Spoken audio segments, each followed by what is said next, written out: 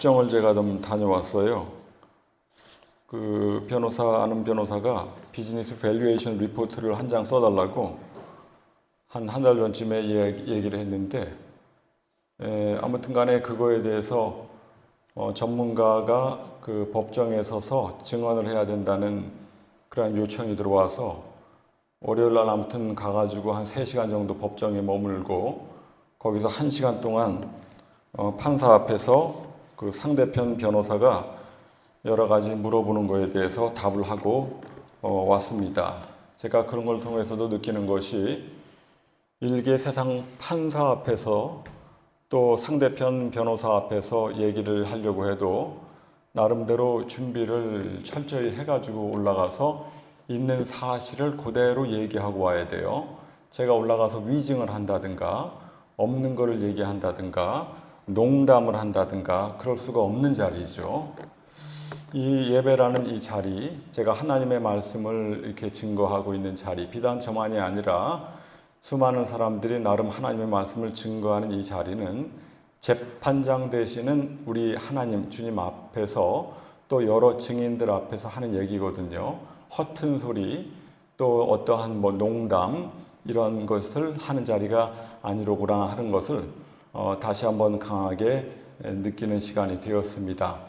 오늘 저는 성경 본문에 있는 말씀대로 누가복음 3장 1절에서 6절에 있는 말씀을 가지고 세례 요한의 사명이라는 제목의 말씀을 드리려고 합니다.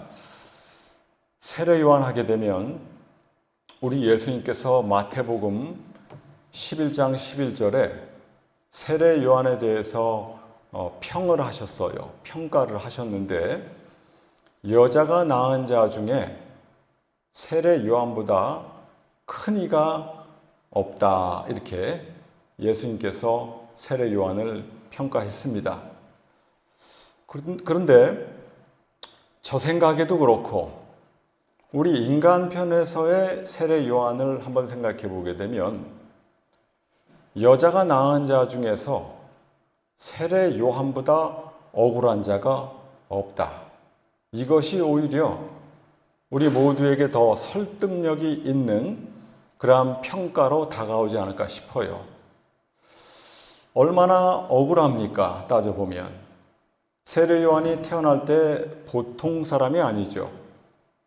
천사 가브리엘이 나타나가지고 아주 큰 선지자가 될 거라고 얘기를 했고, 또 성령의 감동 가운데 그 아버지도 여러 가지의 예언을, 그 아들에 대한 예언을 했다 이 말이에요.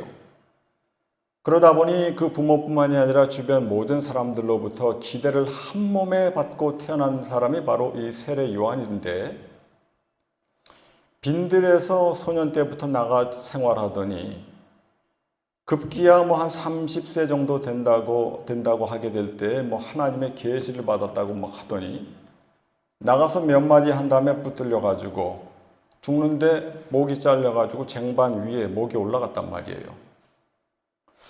아무리 생각을 해봐도 억울한 죽음. 이 세상에 여자가 낳은 자 중에 이 세례 요한만큼 억울한 사람이 어떻게 또 있을 것인가? 또 한 걸음 나아가 누구든지 간에 우리가 예수를 믿게 될 때 세례 요한처럼 믿어라 하게 되면 과연 얼마나 많은 사람들이 예수님을 믿을 수 있을 것인가 생각하게 하는 그러한 신구약간에 많은 인물이 있지만 우리에게 큰 도전으로 다가오는 인물이 바로 이 세례 요한입니다. 이 세례 요한을 통해서 다시 한번 느껴보는 것은 하나님의 이 평가 기준과 우리 인간이 바라보는 평가 기준은 그야말로 하늘과 땅이에요. 저희 생각에는 어차피 인생은 다 죽기 마련이지만 이왕이면 오래오래 살면서 하나님을 오래도록 증거하다가 세상을 떠났으면 얼마나 좋을 것인가. 바울도 사실 그렇게 하다가 죽었고 베드로도 그런 식으로 하다가 죽었단 말이에요. 물론 다 순교를 당했지만 상당히 오랜 기간 동안 하나님 말씀을 전하면서 이리저리 다니면서 대접도 좀 받으면서 생활하다가 그렇게 세상을 떠났는데 이 요한만큼은 불과 30세 전원 나이에 잠깐 외치고 이 세상을 마감했다 이 말이에요. 그럼에도 불구하고 주님의 평가는 여자가 낳은 자 중에 세례 요한보다 큰 자가 없다 평하고 있는 것입니다. 그러면 왜 제가 이 성경 볼 때마다 굳이 이 세례 요한을 이 세상에 보내서 그렇게 어떻게 보면 황당한, 어찌 보면 억울한 죽음을, 그것도 길지 않은 30여 세 데려갈 거라고 한다면 뭐하러 요한을 보냈냐 이 말이에요. 그저 예수님께서 직접 오셔서 하면 되잖아요. 굳이 그 앞에, 그 예수님 앞에 선지자 하나를 보내서 가장 크다고 했는데 억울한 죽음을 맞이게 하게 하는 그 이유가 뭐냐 이 말이죠. 성경을 들여다보면 그 첫 번째 이유는 바로 무엇입니까? 구약 성경에 약속이 되어 있어요. 언젠가 메시아를 이 세상에 보내게 될 때 그에 앞서서 하나님께서 약속하신 종을 보낸다고 했다 이 말이에요. 오늘 성경 본문에도 4절에 보게 되면 선지자 이사야의 책에 쓴 바 광야에 외치는 자의 소리가 있어 가로되 너희는 주의 길을 예비하라 그의 첩경을 평탄케 하라. 이사야를 통해서 이사야서 40장 3절에 이미 예언해놨다 이 말이에요. 말라기 3장 1절에도 보라 내가 내 사자를 보내리니 그가 내 앞에 와서 내 길을 예비할 것이다. 말라기 4장 5절에도 내가 선지자 엘리야를 너에게 보내리라. 이러한 성경에 예언이 이미 있었으므로 세례 요한이 아닌 누구라도 올 수밖에 없는 상황이라 이 말이에요. 그것이 제1의 이유가 되고 제2의 두 번째 이유를 들라고 한다고 하면 이 세상에서도 왕이 행차하게 될 때에는 신하든 바디가드든 비서든 보내가지고 준비를 해요. 이런 준비 없이 왕이 행차하는 법이 없어요. 만왕의 왕이시고 만주의 주가 되신 그 하나님이 오시게 될 때 반드시 누군가가 와서 그 길을 준비 예비해야 된다는 것. 구약이든 신약이든 수많은 선지자들이 있었죠. 하지만 이사야, 예레미야, 에스겔, 다니엘, 호세야, 이야, 말라기 모든 선지자를 우리가 살펴봐도 그들 오기 전에 누가 먼저 와서 그들의 길을 예비한 자는 아무도 없었어요. 오직 예수님만 오시기 직전에 누군가가 길을 예비했는데 왜 그러느냐? 예수님은 일반 선지자가 아닌 만왕의 왕이요 만주의 주가 되신 분이기 때문에 예수님의 앞서 누군가를 보냈다라는 것. 이것이 바로 성경이 우리에게 알려주고 있는 것입니다. 하지만 이보다 더 중요한 사실이 있어요. 예수님께서 요단강 강가에서 결국은 세례 요한으로부터 세례를 받는 장면이 나오게 되는데 그때 세례 요한이 긋고 말려요.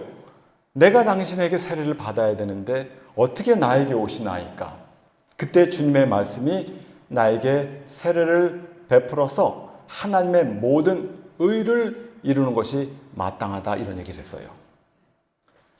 레위기 8장을 들여다보게 되면 하나님 아버지 앞에 대제사장 혹은 제사장으로 나가게 될 때 30세라는 나이가 되게 되면 비로소 제사장의 나이가 돼서 제사장의 임무를 할 수가 있는데 나이가 찼다고 그냥 하는 게 아니에요. 임명을 받아야 돼요. 그러므로 예수님께서 30세쯤 되셔서 공생애를 시작하셨는데 나이가 됐다고 그냥 막 하는 것이 아니라 성경 레위기 8장에 제사장 대제사장을 세우게 될 때 이러저러한 절차를 통해서 세웠으니 그러한 의를 이루기 위해서 반드시 예수님을 임명해야 될 어떠한 사람이 필요했다 이 말이죠. 나아가 예수님께서 공생애를 마치시고 돌아가시게 될 그때에도 그냥 막 죽어버리신 것이 아니라 누군가를 통해서 안수라는 걸 통해서 온 인류의 죄가 예수에게로 넘어가야 되는데 하필 마태복음 26장에는 그 일을 누가 해요? 마리아. 마리아를 통해서 마리아가 향유를 붓게 될 때 그 향유를 어디에 붓느냐? 예수의 머리에 부어요.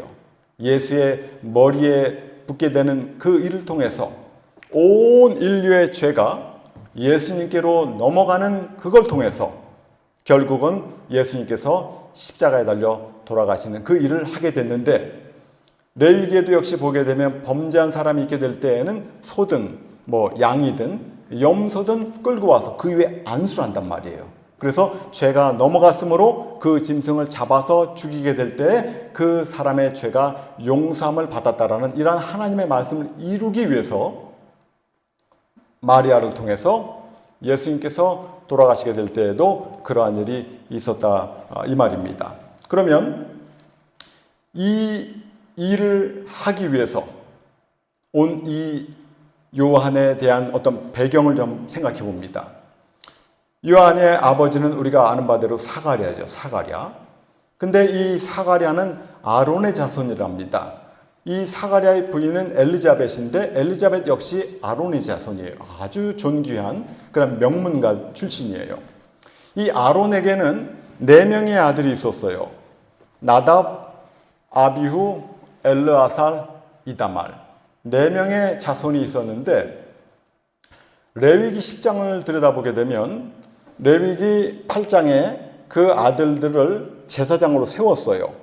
제사장으로 세워서 제사장의 이제 임무를 하고 있는 가운데 레위기 10장에 보게 되면 이 나답과 아비후, 아론의 아들 4명 중에서 나답과 아비후가 하나님께서 명하지 아니한 불을 가지고 하나님께 제사를 드리다가 제단에서 불이 나와가지고 아주 거기서 즉사한 일이 있어요. 그래서 아론의 아들이 4이었었는데 2이 죽고 엘르아살과 이다말만 남았어요. 근데 엘르아살 자손의 이 반차는 16반차가 되게 되고, 이 반열 혹은 반차 하는데 이 반열은 영어로 하면 디비전이에요. 디비전. 그러니까 16반열로 이루어지게 되고, 그리고 이다말은 6반열로 이루어지게 돼요. 이 얘기는 역대상 24장에 나와 있어요. 24반열이라 해가지고 역대상 24장 외우기 쉽죠? 역대상 24장에는 아론의 자손들 그 24반열에 대해서 나와 있습니다. 그 중에서 8번째 반열이 바로 이 아비야, 그리고 그 자손을 타고 내려온 것이 바로 이 사가랴라 이 말이에요. 그리고 이 사가랴의 자녀가 바로 요한이 되게 되는 것입니다. 예수님 당시에는 이 제사장이라는 이 직분을 가진 사람들이 약 한 7,000명에서 8,000명 정도 있었을 것으로 이 학자들이 추정을 하고 있어요. 그러니 이 7,000명, 8,000명 가량 가운데 이 안에 24반열이니 이 한 반열이 1년에 약 한 2주 정도 일하는 거예요. 24반열이니까 1년은 52주잖아요. 그러니까 한 반열이 들어가 가지고 1년에 한 2주 정도 일을 하는 거예요. 그러니까 약 한 300명 정도가 2주가량 일을 하고 집에 가고 나머지 또 와가지고 일을 하고, 그러니까 이 제사장이 한다는 일을 해봐야 1년에 약 2주. 물론 이제 유대인이 3대 명절도 있으니까 그때 또 좀 일하고 하게 되면 길어봐야 3주밖에 일을 안 해요. 나머지는 자기가 살고 있는 그 어떤 마을에서 뭐 농사일을 좀 한다든가 또 여러 가지 율법에 대해서 주변 마을 사람들에게 가르쳐 준다든가 이런 일을 하고, 본격적인 어떤 성전에서 봉사하는 것은 2주 내지 3주밖에 일을 하지 않는 거예요. 근데 이 사가랴라는 이 집이 그렇게 잘 사는 집이 아니에요. 첫 번째 이유는 대제사장이 아니었고, 두 번째 이유로는 이 사가랴가 성경에 기록한 대로 굉장히 의롭고 정직한 사람이었기 때문에 뭐 뒤로 와이로를 받는다든가 이런 거 없다 이 말이에요. 그러므로 이 제사장 관련해서 받는 월급 이외에는 다른 데서 들어온 돈이 없고, 아까 얘기했듯이 그 당시에 제사장은 7,000명 내지 8,000명이라고 한다는 건, 그러므로 온 국민이 나눠주는 11조로 나눠가는 격이니까 그렇게 우리가 생각하는 것만큼 터무니한 부자는 아니었던 거예요. 요새 말로 하게 되면은 아주 월급이 또박또박 나오는 일종의 공무원과도 같은 그러한 굉장히 안정적인 그러한 직업의 소유자가 바로 이 사가랴였던 것입니다. 그 집안에 아무튼 간에 하나님의 은혜 가운데 이제 누가 태어나요? 요한이 태어나는 거예요. 근데 그 요한을 우리가 보게 되면 여러 가지 참 하나님께로부터 받은 그런 예언 가운데 뭐가 있습니까? 주 앞에서 큰 자가 될 것이다. 그리고 이스라엘 자손을 하나님께로 돌아오게 할 것이다. 뿐만이 아니라 이름을 뭐라고 해요? 요한이라고 해라. 이름까지 지어줬어요. 신구약간에 이런 인물이 별로 없어요. 이름도 지어주고 태어나기 전에 이렇게 계시를 받아서 태어난 인물이 몇 명 안 된단 말이에요. 신구약간에. 신약에는 예수님밖에 없고 요한하고, 구약에는 몇 없어요. 뭐 이삭이라든가 뭐 삼손이라든가 뭐 그 이외에 몇 명 없다 이 말이에요. 이처럼 대단한 인물이 바로 요한이라 이 말입니다. 이런 요한이 얼마든지 하나님의 은혜 가운데 정당하게 세상 말로 공무원처럼 편안하게 아주 안연히 살 수 있는 자리가 바로 이 자리예요. 큰 부자는 아닐지라도 욕심만 부리지 아니하면 얼마든지 편히 살 수 있는 자리라 이 말이죠. 근데 성경에 말한 대로 이런 모든 것들을 뒤로 하고 어디 나가서 생활합니까? 빈들에서. 아무것도 없는 빈들에서 생활하고 있는 거예요. 빈들에 뭐가 있겠어요? 아무것도 없지. 근데 구약에도 누가 이런 생활을 했어요? 엘리야가 이런 생활을 했는데 이 세례 요한을 지칭하기를 예수님께서 엘리야라 지칭했어요. 그러므로 이 요한이 엘리야처럼 빈들에서 소년 때부터 하나님의 뜻을 생각하며 하나님으로부터 받을 어떠한 계시를 생각하며 10대 전후에서 생활했던 것입니다. 참 이런 걸 봐도 우리 예전에 최정 목사님 설교를 들어봐도 최정 목사님도 한 소년 때 10살도 되기 전에 어디 뭐 산이든 들이든 무덤이든 이런 데 가가지고 기도하기를 참 좋아했대요. 참 그런 걸 보면 하나님께서 하나님의 특별한 섭리 가운데 보낸 어떠한 존재들은 집안 안에만 머물러 있지 않는 것 같아요. 그 들끓는 마음 가운데 산이든 들이든 무덤이든 가면서 늘 하나님께 기도하고 하나님의 말씀을 묵상하는 이러한 생활이 그 마음 안에서 막 끌어오르기 때문에 방구석 안에만 있을 수가 없는 거예요. 그래서 이 요한이 뭐 10세 혹은 12세 요 무렵 때부터 이 빈들에 나아가서 생활하고 있었던 것입니다. 그러한 때 보세요. 오늘 2절에 루사니아가 아빌레네의 분봉왕으로 안나스와 가야바가 제사장으로 있을 때 하나님의 말씀이 빈들에서 사가랴의 아들 요한에게 임했다는 거예요. 1절부터 읽어보게 되면 디베료 가이사, 그러니까 디베료 황제죠. 디베료 황제가 위에 있은 지 15해 해가지고 사람의 인물이 7명이 나와요. 이 당시 이 세상에 살고 있던 유명한 사람들 7명인데 누구든지 이름만 되면 다 알아요. 그런데 하나님의 말씀이 이 사람들에게 임한 것이 아니라 왕궁에 있던 디베료 황제에게 임한 것도 아니요. 황제가 임명했던 유대 총독이었던 이 빌라도에게 임했던 것도 아니고 분봉왕인 헤롯 혹은 뭐 그 동생 빌립, 뭐 루사니아, 뭐 안나스는 가야바와 더불어 대제사장이죠. 이러한 기라성과 같은 사람들에게 하나님의 말씀이 임한 것이 아니라 빈들에서 있던 요한에게 하나님의 말씀이 임했던 것입니다. 이거 참 중요해요.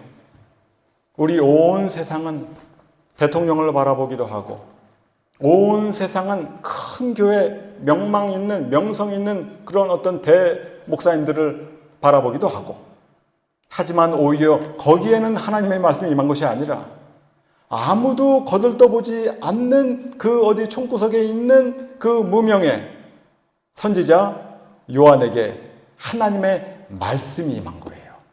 참 중요합니다. 그럼 오늘 이 1절에서 2절에 나와 있는 디베리오 가이사, 즉 디베리오 황제가 위에 있은 지 15해. 본디오 빌라도가 유대의 총독으로 그때가 있었고, 헤롯이 갈릴리의 분봉왕, 그 동생 빌립이 이두레와 드라고니 지방의 분봉왕, 루사니아가 아빌레네의 분봉왕, 안나스와 가야바가 제사장으로 있을 때, 이렇게 나와 있어요. 누가가 할 일 없이 이런 사람을 기록한 게 아니에요. 누가는 의사. 누가복음을 기록할 때 자기가 그랬어요. 누가복음을 기록하는 이유가 성경을 기록한 사람이 많이 있었겠지만 순서대로 내가 근원부터 자세히 기록하마 하고 기록한 것이 바로 누가복음이에요. 그 누가복음에 나와 있는 기록의 목적대로 세례 요한이 활동했던 그때, 활동하려고 하기 위해서 준비하고 있는 그때 하나님의 말씀이 임했던 그때가 이러한 사람들이 정치적으로, 종교적으로 활동했었다는 거예요. 그죠? 옛날 아주 먼 옛날에 하나님의 말씀이 요한에게 임했어. 이게 아니에요. 이 성경 이 구절은 이 성경 말씀이 우리들끼리만 뭐 할렐루야 아멘 하는 책이 아니라 이 세상에서도 우리 성경의 역사를 바라보게 될 때 이거 우리가 주장하는 세상 역사랑 아주 100% 맞는 거야. 이러한 것을 증명해 보이는 말씀이에요. 이 말씀에 대해서 제가 잠깐 한번 찾아왔어요. 이 디베리오 황제 혹은 빌라도 유대 총독이 활동하던 시대가 언제냐면 주후 28년, 29년 이때예요. 그러니까 디베리오 황제가 위에 있은 지 15해는 지금 연도로 계산해 보면 주후 28년경, 29년경. 지금이 2026년이죠. 그러니까 약 2000년 전이에요. 그리고 빌라도가 유대 총독으로 있었던 기간은 주후 26년에서 36년. 빌라도 총독이 10년 동안 총독 노릇을 했는데 그때가 저 주후 26년 그리고 36년 이때예요. 이걸 어떻게 아느냐? 이걸 기록한 사람이 있어요. 유명한 사람 그 2명을 제가 참고로 알려드리면 아마 많이 들어보셨을 거예요. 한 사람은 요세푸스라는 사람이 있어요. 굉장히 유명한 사람이에요. 요세푸스 많이 들어봤을 거예요. 요세푸스. 이 요세푸스라는 사람은 유대인인데 로마 사람으로 개종한 사람이에요. 아주 유명한 그 역사학자예요. 그리고 로마 사람 가운데 아주 유명한 역사학자가 누가 있냐면 타키투스. 네. 이름이 타키투스라는 사람이 있어요. 타키투스. 이 요세푸스는 언제 태어났냐면 주후 37년경에 태어났어요. 그러니까 예수님께서 십자가에 돌아가신 다음에 한 3, 4년 있다가 태어난 인물이에요. 그리고 이 타키투스는 예수님께서 십자가에 달려 돌아가신 다음에 약 한 20년 정도 있다 태어났어요. 그러니까 예수님께서 십자가에 달려 돌아가시고 부활하시고 여러 가지 기독교의 그러한 큰 움직임이 일어날 때 태어났던 사람이라 이 말이에요. 그래서 이 사람이 그 시대에 일어났던 모든 일들을 보고 듣고 기록한 것이 로마의 역사에 지금 이 시간까지 남아 있어요. 이것은 뭐 크리스찬이 기록한 것이 아니라 비크리스찬이 우리 크리스찬에 대해서 호의적인 어떤 감정이 있는 사람이 기록한 것이 아니라 비호의적인 사람들이 기록을 했는데 그 기록 안에 보게 되면 크리스천의 기원이 된 크리스투스, 크라이스트라는 얘기죠. 라는 자는 디베리오 황제 치세 때 빌라도에 의해서 처형됐다는 거예요. 이걸 누가 얘기를 해요? 타키투스가. 요세푸스는 뭐라 그러냐면 우리 유대인 지도자들의 고소로 빌라도가 그에게 십자가 형벌을 선언했으나 처음부터 그를 사랑했던 사람들은 그를 버리지 않았다. 이것을 크리스찬이 얘기한 것이 아니라 크리스찬이 아닌 이 기독교에 대해서 비판적인 시각을 가진 사람이 기록한 글이에요. 근데 그 당시에 있었던 모든 것을 보고 증언한, 역사학자니까 있는 사실 그대로 적어야 되니까. 마치 이런 거예요. 제가 1969년도에 태어났는데 6.25는 1950년도에 일어났죠. 저는 유교를 겪어보진 않았어요. 하지만 아버지를 통해서, 할아버지를 통해서 또 여기 계신 분들이 유교를 겪은 거를 저한테도 많이 얘기를 하셨고, 또 주변의 여러 가지 상황을 보니까 유교가 정말 있었구나 이렇게 되는 거죠. 이것을 증언했던 사람이 살아있는, 그때 그것을 보고 듣고 적은 것이 바로 요세푸스의 기록과 이 타키투스의 기록인데, 이 기록을 통해서 이 누가복음 3장 1절에서 2절에 나와 있는 모든 인물들이 실제로 존재했던 인물이라는 것이 나와 있다 이 말이에요. 뿐만이 아니라 이 빌라도의 그 비석이라고 그래가지고 1961년경에는 이 고고학을 발굴하다가 본디오 빌라도 유대 총독이라고 적혀있는 비문을 발견했어요. 그러니까 이 본디오 빌라도라는 사람이 허구의 인물이 아니라, 가상의 인물이 아니라 실제적으로 존재했던 인물이고, 그 본디오 빌라도가 총독으로 있게 되었을 그때 어느 때에 예수님께서 십자가에 달려 돌아가셨다 이 말이에요. 오늘 이 누가복음 3장 1절에서 2절의 기록은 너무나 중요해요. 이 성경과 세상의 모든 것들을 이어주는 그러한 말씀이 바로 누가복음 3장 1절과 2절이 되게 되는 것입니다. 자, 그러면 요한의 사명, 오늘 제목이 세례 요한의 사명인데, 세례 요한의 사명에 대해서 제가 한 10분 정도, 15분 정도 말씀을 드리도록 하겠습니다. 세례 요한의 사명은 백성들의 마음을 준비시키고 예수님을 증거해서 세상에 드러내는 거예요. 근데 사실 예수님에 대해서 증거한 사람은 많아요. 예수님이 태어날 때 마리아도 있었을 것이고, 그 아버지 요셉도 있었을 것이고, 안나 할머니도 있고, 시므온도 있고, 목동도 있고, 동방박사도 있고, 많잖아요. 근데 이 요한은 그들의 증언보다 앞선 이유는 뭐냐면, 예수님을 증언할 뿐만이 아니라 예수님을 세상에 드러내는, 임직식, 위임식을 통해서 세상에 드러내는 이 일을 누가 해요? 세례 요한을 통해서 했다 이 말이에요. 세례 요한을 통해서 우리 예수님께서 세례 혹은 침례를 받으셨죠. 아까 말씀드렸어요. 레위기 8장에 보게 되면 제사장으로 나가야 될 때는 레위기 8장 한번 읽어보세요. 씻겨줘야 돼요. 옷도 입혀주게 되고. 그러고 나서 뭘 해요? 기름을 발라요. 기름을 자기가 바르면 될 것 같은데 그냥 발라주게 됐어요. 기름이 예표하는 바가 뭡니까? 성령 하나님. 예수님께서 요단강가에서 세례 요한으로부터 세례 혹은 침례를 받게 될 때, 침례죠. 씻음을 얻으시고, 그때 하늘에서 성령이 비둘기같이 내려오셔서 이는 내 사랑하는 아들이요 내 기뻐하는 자다라는 증언이 있었던 것입니다. 하나님의 증언이 있었고, 이 일을 세례 요한을 통해서 행하심으로 본격적으로 예수님의 시대가 열려지게 된 것입니다. 한 가지 하나 생각해 볼 것은 요한복음 1장 33절에 보게 되면 이런 얘기 있어요.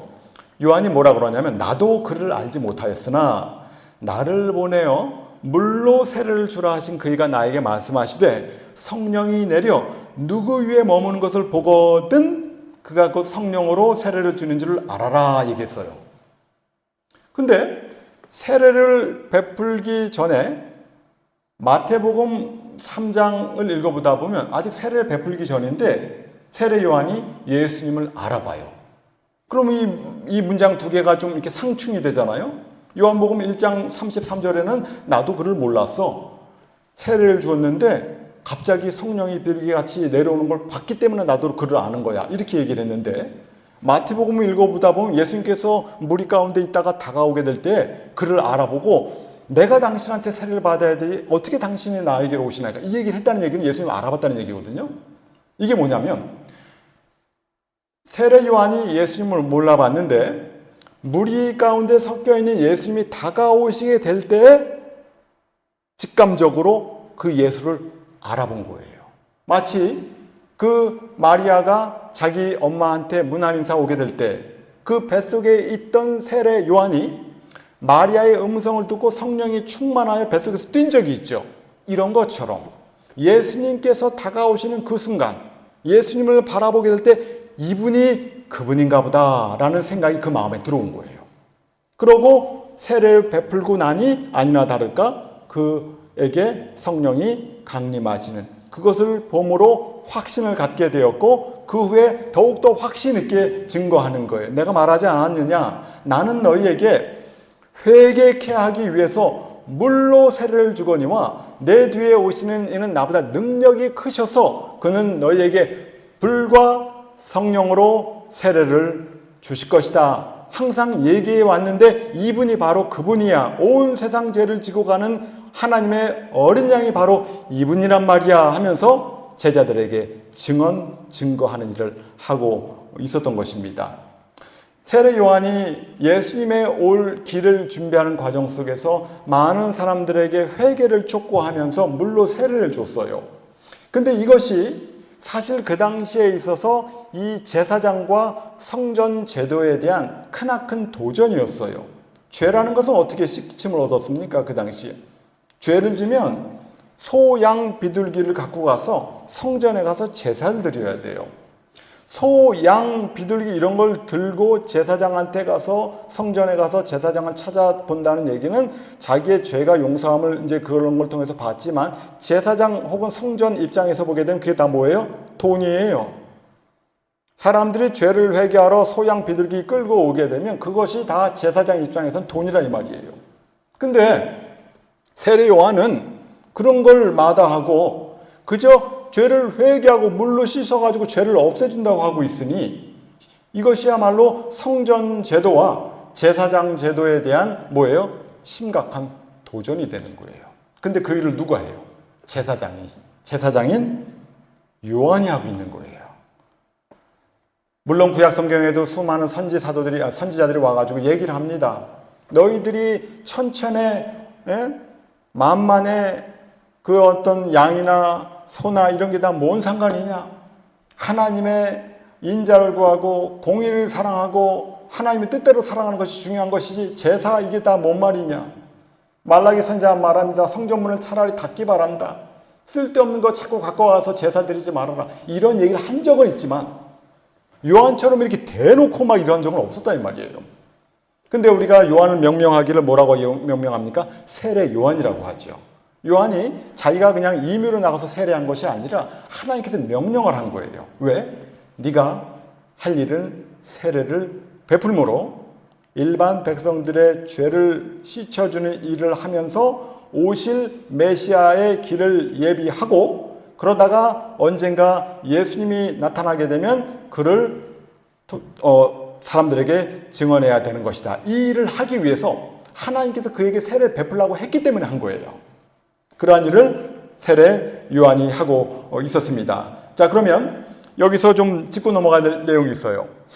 이 세례 요한이 뭐라 그러냐면 나는 물로써 너희들로 하여금 회개케 하기 위해서 세례를 준대요. 내 뒤에 오시는 이는 나보다 능력이 커가지고 뭘로 세례를 줘요? 불과 성령으로 세례를 준대요. 하나 제가 질문 드리고 싶은 것은 예수님 살아생전에 예수님께서 세례한 적이 있어요? 물로 세례 베푼 적이 있어요? 없어요? 예수님께서 물로 세례 베푼 적이 없어요. 요한복음 4장에 보게 되면 예수의 세례를 주고 제자를 삼는 것이 요한보다 많다는 것을 예수께서 들으신지라 실상은 예수가 준 것이 아니요 예수의 제자들이 준 것이라 요한복음 4장에 그렇게 나와요. 예수님은 살아생전에 물로서 세례를 준 적이 없어요. 물로 세례 주면 큰일 나죠. 왜? 요한이 그랬잖아요. 나는 너에게 회개하기 위해서 물로 주지만 내 뒤에 오시는 이는 물로가 아니라 불과 성령으로 준다고 했는데 예수님께서 물로 세례를 줘버리면 큰일 나죠. 그러니까 예수님께서 준 것이 아니라 요한의 제자 가운데 아마 예수님께로 넘어온 그러한 사람들이 세례를 주었겠죠. 그러면 세례 요한이 말했습니다. 내 뒤에 오시는 이는 말이야 불과 성령으로 세례를 줄 거야 했는데 그러면 예수님 살아생전에 불과 성령으로 세례를 준 적이 있어요? 없어요. 아니 그러면 물로 세례 안 준 거는 이해를 하겠는데 분명히 불과 성령으로 세례를 준다고 했는데 이것도 한 적이 없어요.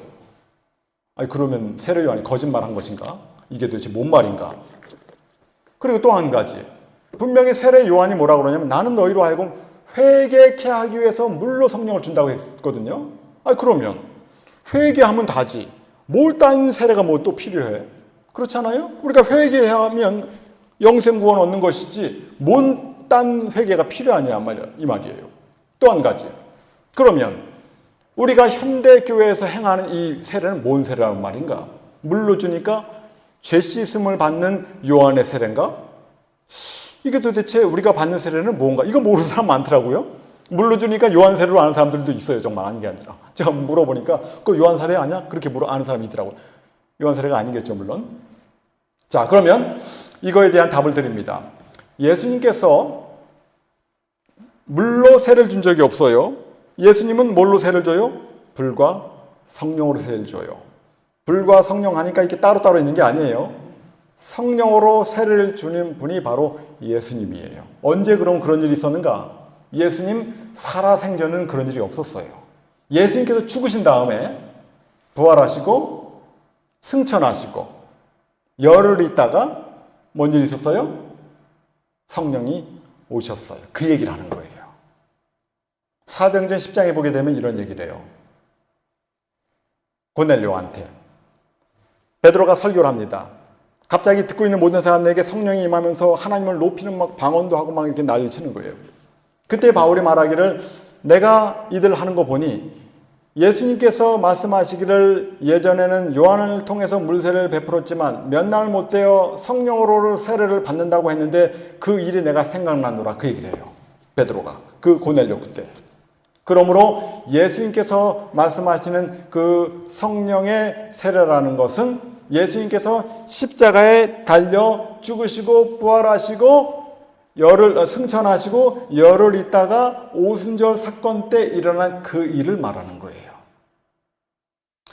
그러면 여기서 요한의 물세례가 있어요.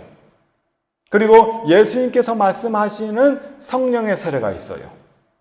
근데 예수님께서 또 무슨 말씀을 하시냐면 마태복음 28장에 이런 얘기를 하세요. 너희들은 나가서 온 족속으로 제자를 삼아 아버지와 아들과 성령의 이름으로 세례를 주라는 거예요. 그럼 그 세례는 또 뭔 세례인가? 그럼 물로 주는 것 같은데 헷갈리죠? 요한이 준 세례는 무슨 세례입니까? 죄 용서함을 받을 약속이에요. 죄 사함은 언제 이루어져요? 예수님께서 반드시 십자가에 달려 죽으시고 부활하셔야 죄 사함이 이루어져요.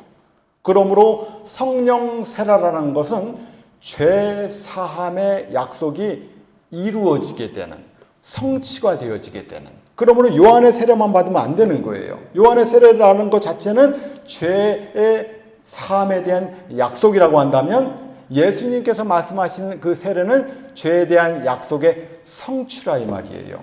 그러면 우리가 이 세상 생활하면서 받는 이러한 세례는 무엇인가? 이것은 바로 마태복음 28장에 나와 있는 그 세례예요.